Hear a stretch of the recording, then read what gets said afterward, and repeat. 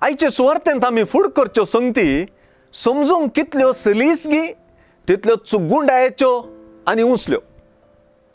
जेजूच्या मिसांवाची आनी जेजूच्याच महत्वाची गुंडाई रुंदाई फिलिपाच्या आमकां बाप दाखय म्हणले विनंतीक जाप जावन आनी वाट जाणा जावची कशी म्हणल्या तोमासाच्या सवालाक जाप जावन फावो जाता.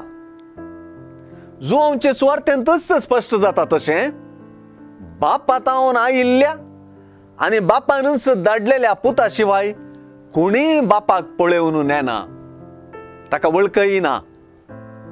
हांगासर जेजू बापाक जाणा जावची वाट देखूनच तो सत आनी जिवितय.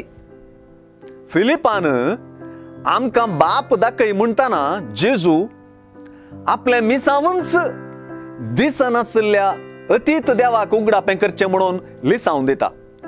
हे दिशेन जेजू थंयच त्या अदृश्य अतीत देवाचें रूपणें आमी देखतांव आनी जेजू मुखांतर आनी जेजू थंय त्या बापाक आमी वळखतांव.